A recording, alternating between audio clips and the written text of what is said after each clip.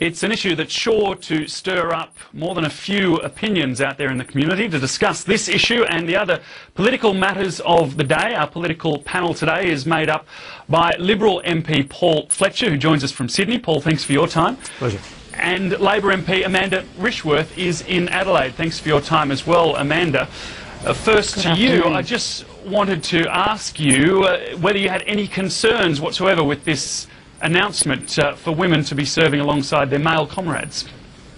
Well, I welcome the decision to allow for women to serve in all areas of the armed forces. We know that women play an important role today in our army, in our air force and in our navy. So this opens up the opportunity. Obviously, we've made it clear that it won't be based on your gender. What it will be based on your capacity and your ability to serve. And certainly, I think in most other areas, if you've got the ability and you've got the capacity and you're the best person for the job, then you should be given that opportunity, and gender shouldn't stick in the way of actually for you to achieve that.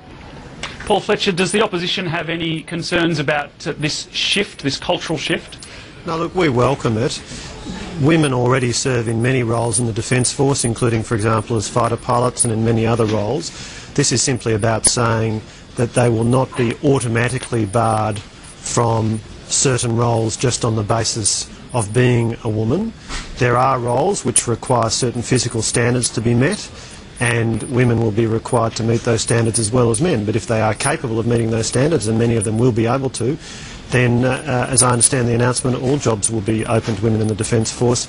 So certainly in the Coalition we think that's appropriate. We understand that it has the full support of the Defence Chiefs, and so it has our support. Do you, Paul Fletcher, have any concern? Some of the issues that have been raised before when this debate has surfaced are things like women providing a distraction, that they may be treated differently to the men in their units and the like. Are there any concerns, not so much about the capability of women, but about the impact it may have on the men who are currently serving? Is there any worry about that? Look, I think it's really a question for the professionalism of the Defence Forces and men and women in the Defence Forces getting on with doing their jobs. The argument that men will in some way be distracted because they're working alongside women, well, if there were much weight to be attached to that argument, then you wouldn't have, as we very successfully have across the entirety of our economy, mixed workforces, men and women working together. So it's very hard to see how the armed forces are any different to that. And if you look around the world, and particularly if you have a look at Israel, for example, which has one of the most effective defence forces in the world, obviously they have women serving in all kinds of roles there. You need only go to Israel and see young men and young women patrolling, carrying submachine guns. So if that very successful defence force has overcome these issues, I'm very confident that they won't present difficulties in the Australian Defence Forces either. One of the defence figures I've spoken to earlier today said that this seems to be more about a social experiment rather than increasing Australia's defence capabilities in any way, and that the real test, rather than the capability of women, whether they're able to do 100 push-ups or whatever, is in combat, and that in that sense there is some risk to this because only 3 other countries around the world have put in place the same or lifted the same restrictions, being Israel, New Zealand and Canada. Amanda Rishworth, what would be your response to that sort of concern from inside defence?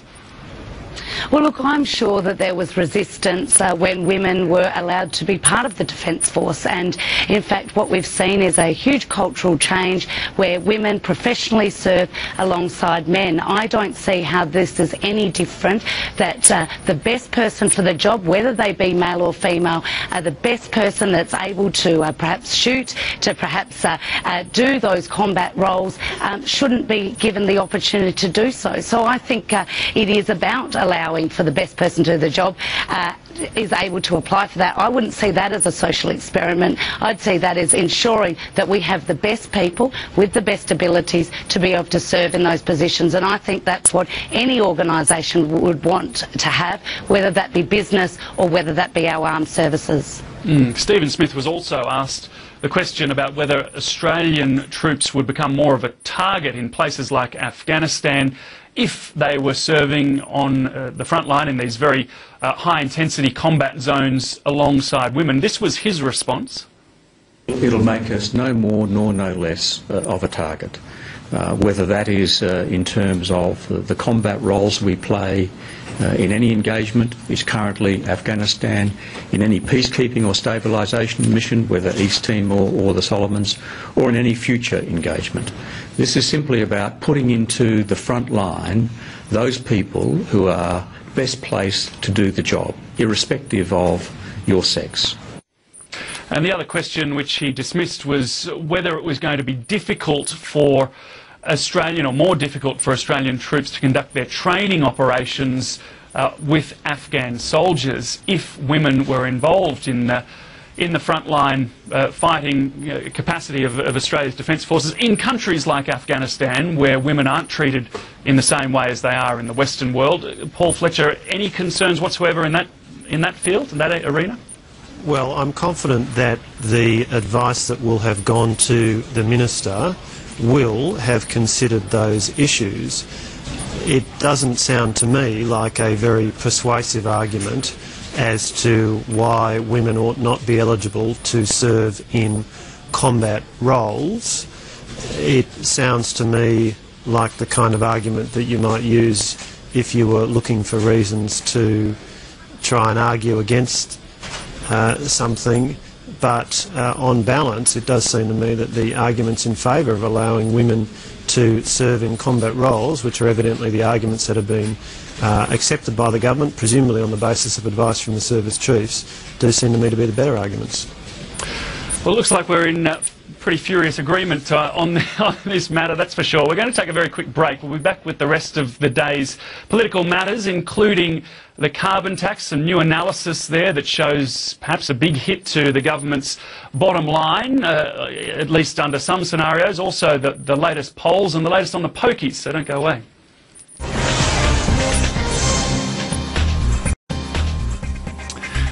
Welcome back to the program. Still with me here on this edition of Lunchtime Agenda, Paul Fletcher and Amanda Rishworth. I want to talk now about the carbon tax and the report that was commissioned by the Business Council of Australia that was released today. It was actually conducted by Deloitte Access Economics. It shows there could be a $9 billion hole in the government's budget if the carbon permits are priced near the bottom limits once the ETS comes in around 2015. This is something Tony Abbott has leapt upon while he was visiting businesses in Rob Oakeshot's seat of Lyne in New South Wales. Here's what Tony Abbott had to say today. Well, I think the carbon tax is basically a lose-lose tax. If the price goes up and up and up, it hits consumers. If, on the other hand, the price goes down, it hits government revenue. And that means that people have got to pay more tax in other ways. I think this whole idea of a carbon tax come emissions trading scheme is thoroughly bad policy. Paul Fletcher, Tony Abbott's argument there is that if the carbon permits are set too low, it'll hit the government budget bottom line. But won't your plan for direct action hit the bottom line even harder because there's no revenue being generated by a carbon tax or an ETS?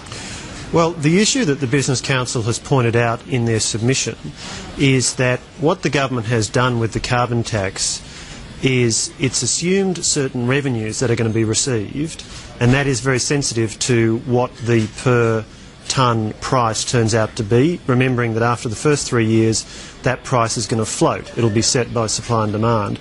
But on the other hand, what they've done is, as the Business Council says, they have hardwired in budget expenditures to be funded out of this carbon tax. The so-called compensation payments are funded out of the revenue which is received. But the point is that even if the price for the carbon tax ends up being materially less than the government has assumed, even if it ends up being closer to $16 than $23, there's no change on the expenditure side. The government is committed to these expenditures, and so that's why the Business Council has pointed out there is the risk of a $9 billion gap because there'll be this commitment to spend money, but revenue coming in from the tax will be less than has been assumed.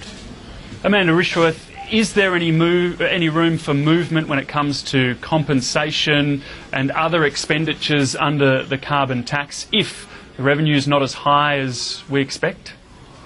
Well, look, what we've planned with this price on carbon is that it be broadly budget neutral. That's what we've designed it to be. And in fact, we've moving from a fixed price period into a market-based mechanism. And why are we doing that? Because that is the most cost-effective way to price carbon. And what a lot of the assistance, proportions of the assistance are actually tied to that carbon price. So the level of assistance will go up and down depending on how that carbon price is set.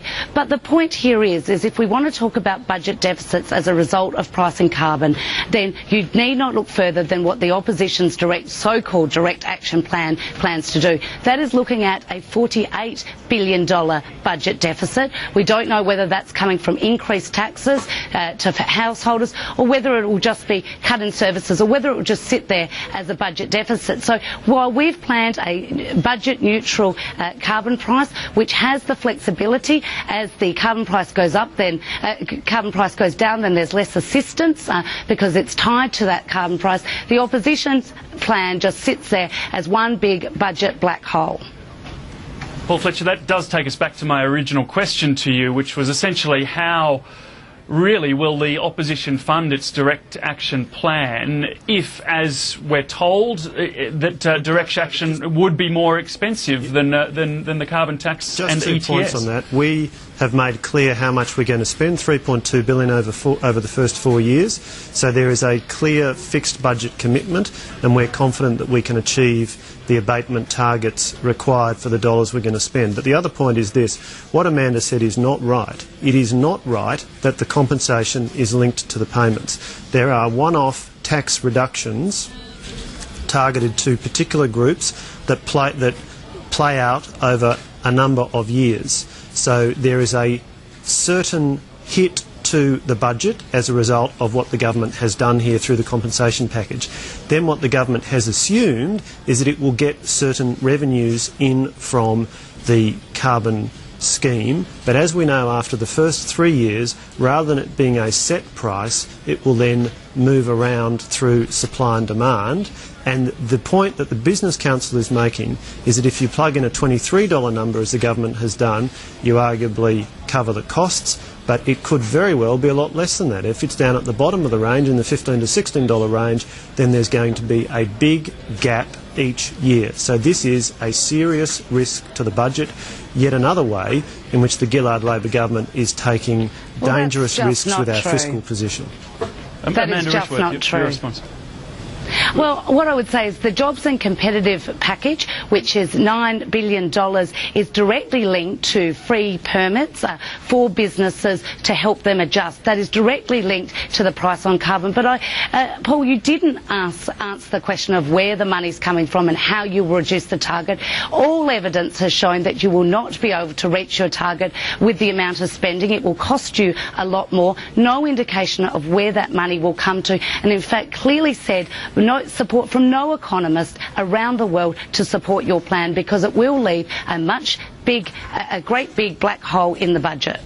Amanda Rishworth, surely there is some risk if you have a market mechanism. It's a plausible spectacle to have Labor MPs seeking to lecture the coalition about fiscal prudence. We have a track record of delivering our commitments for the amount we say they will cost and of achieving budget surplus year after year. This government has a track record of deficit year after year, of losing control of the budget. So, frankly, I'm afraid, Amanda, you just don't bring any credibility to this issue at all.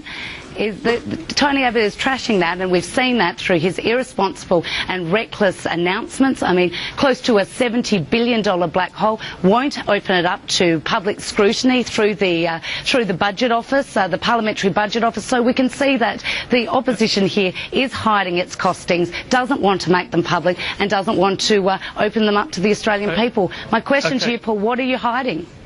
Okay, Amanda Rishworth, I just want to ask you one final question on this. Surely, if there is a market mechanism in place, then there is some exposure to that market mechanism. For example, setting the carbon price lower than expected and opening up a hole in the budget. Is that surely not the case? Well, look, we will work towards having this as a broadly budget neutral program. We believe that setting the price for the fixed term of 3 years and then moving to a market-based mechanism is the right approach for the Australian people, and we believe we'll be able to achieve that. Okay, well, the carbon tax is, as we all know, one of the reasons that the Gillard government has been struggling so much when it comes to the latest polls. There was some new analysis that was released today, not new numbers as such, but new analysis of the most recent quarter when it comes to the news polls that have been taken.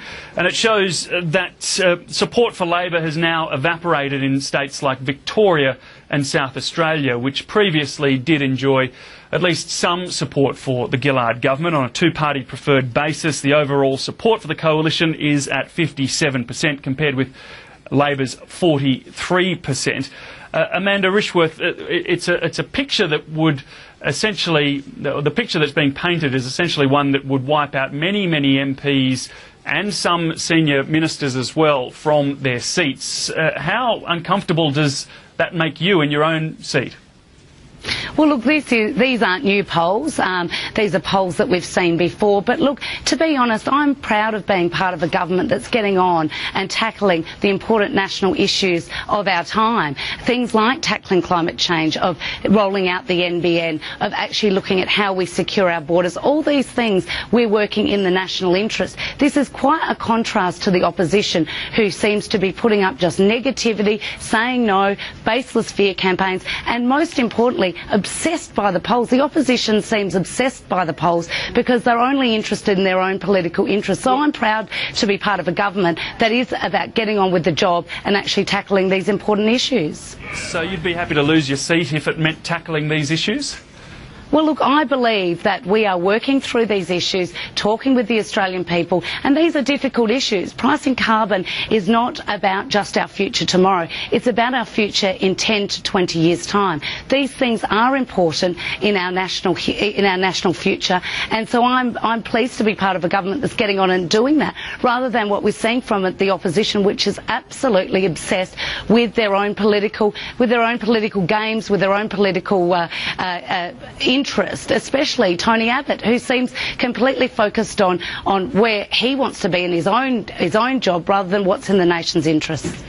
Paul Fletcher, do you think Tony Abbott, do you think there's any merit to that claim that Tony Abbott is focusing too much on his own position, the chance that he might become Prime Minister rather than putting out policies? We know that he keeps promising to put out the policies before the election, but we're yet to see many of them. Well, what Tony Abbott and the opposition are focused on is the concerns that we are hearing from the Australian people right around the country. I mean, if you just take Victoria and South Australia, which you mentioned a bit earlier, two states with significant manufacturing bases, and in both of those states there's a lot of concern, quite understandably, from Australians who want to know what the carbon tax is going to do to their job prospects, and Australians who are asking, as the economic clouds gather around the world, is this a sensible time to be introducing a carbon tax? And Australians who are asking, why is the government introducing this carbon tax when they went to the last election promising that there would be no carbon tax under a Gillard government? And Australians are also asking, when it comes to the Malaysian people swap deal, what does this government really stand for, and why won't they just do the sensible thing when it comes to offshore processing, pick up the phone to Nauru and get that in place now, rather than flip-flopping around as they've consistently done on this issue and other issues. So Australians are very concerned about the government that we have, which does not appear to be up to the job and meeting the challenges that Australia faces. And the message we are certainly picking up from the Australian people is that they want us to be absolutely focused and determined on getting Australia back on track and getting the grown-ups back in control in Canberra. Well, Labor stalwart Bruce Hawker yesterday on PM Agenda with David Spears did push on just a little bit the case for a change of leader in the Labor Party. Here's what he told David Spears. You can make the case for a change in leadership. Obviously, I mean, changes in leadership happen quite regularly on both sides of politics these days. So, and if you are really trailing in the election, then that's a big plus. So not specifically talking there about getting rid of Julia Gillard, but certainly pushing that issue along a little bit more. And then perhaps it was pushed a little bit further today by a little bit of a slip-up by Kevin Rudd when he was conducting a local radio interview from overseas. Here's what he said. You know something? I'm a very happy little Vegemite being being Foreign Minister of Australia. Your question was about being Prime Minister. There you've caught me, getting off the plane, jet lag. And as for the Prime Minister, as I said before and said in the United States, I fully support the Prime Minister. Paul Fletcher, is that just a slip-up by Kevin Rudd, or is that something that we should be reading more into?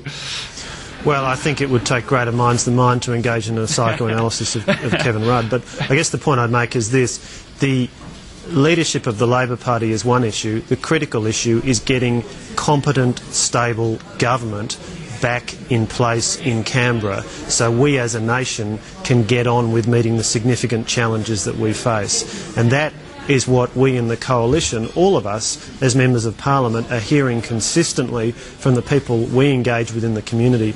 They are saying to us, when are we going to get the grown-ups back in control in Canberra so that we can actually get on with meeting the significant challenges this country faces and making sure we navigate through increasingly difficult international economic environments.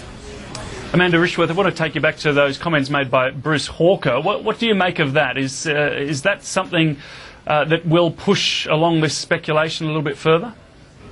I don't make any think of what Bruce Hawker had to say. I know that myself and my colleagues are strongly behind the Prime Minister, who's doing a very good job, and I think she will continue to do a great job, and Kevin Rudd will continue to be a great Foreign Minister. But let's be really clear, what I hear in the community, and I am from South Australia, is I hear that people are sick and tired of the opposition just standing in the way of the government of the day trying to actually act in the national interest. I hear a lot of people in the community are saying to me, why won't the opposition just stop whinging, stop whining, why won't they just support and work in a constructive way? Now, not on everything, where obviously the opposition is there to be an opposition, but on some things it's time that the opposition stop just saying no and actually worked in a constructive way to act in the national interest. Things like offshore processing and actually supporting the executive and the government of the day. You have made it very clear. Paul Fletcher, Amanda Rishworth, I'm sorry to interrupt, but unfortunately we are out of time there. Thank you both very much for your insights on Lunchtime Agenda today. David Spears will have PM Agenda from 4:15 this afternoon. Thanks very much for your company.